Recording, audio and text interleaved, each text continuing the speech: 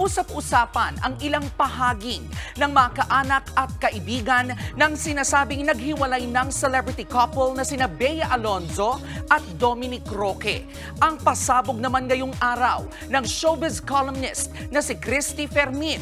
May politiko raw na involved sa Bea-Dom split. Nasa frontline ng balitang yan si MJ Marfori. Hot topic pa rin ngayon ang hiwalayan ng celebrity couple na sina Bea Alonzo at Dominic Roque o Bea-Dom. At ang latest, may mga pahaging na rin ng kani-kanilang mga kampo.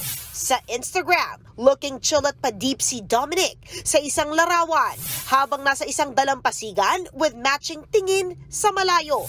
Walang caption ang post. Kaya ang ilang mga marites nahiwagaan lalo na't na-upload ito sa gitna ng issue ng kanilang hiwalayan.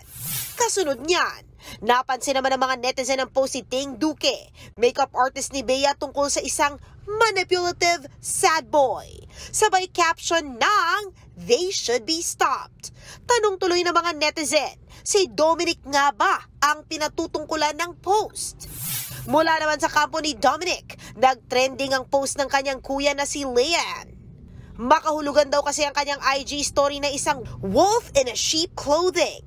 Isa yung idiom o kasabihan patungkol sa isang taong nagbabait-baitan pero mapanganib din naman.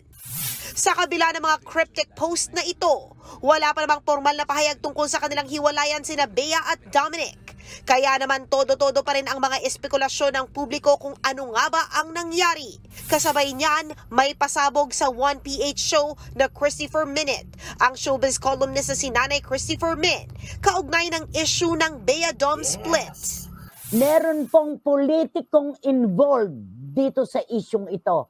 Kami na po ang nagsasabi, madiin naming sinasabi ni Romel, meron pong politiko na sangkot sa isyong ito. Sa kanya namang personal vlog sa YouTube na Showbiz Now Na, sinabi ni Nanay Christy, may mga source siyang nagbahagi na ang kampo ni Bea pinaiimbestigahan si Dominic. Oo, may trabaho siya.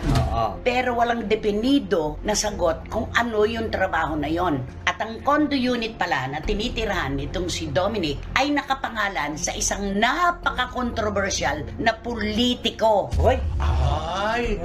So politiko ang sinabi ko, lalaki ha. Lalaking politiko. Sinusubukan pa rin nating kunin ang pahayag ng parehong kampo ng Bea-Dom.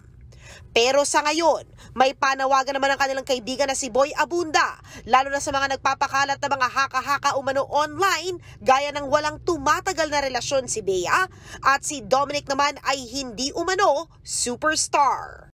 I don't want to speculate kasi another message that I wanted to send in that statement, ang sinabi ko lang, delikado yung speculations dahil malay natin inaayos pa, malay natin nag-uusap.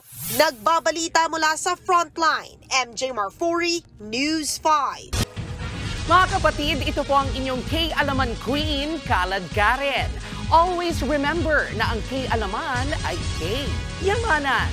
Kaya para sa latest showbiz news at dagdag impormasyon, mag-follow at mag-subscribe sa social media pages ng News 5. Okay?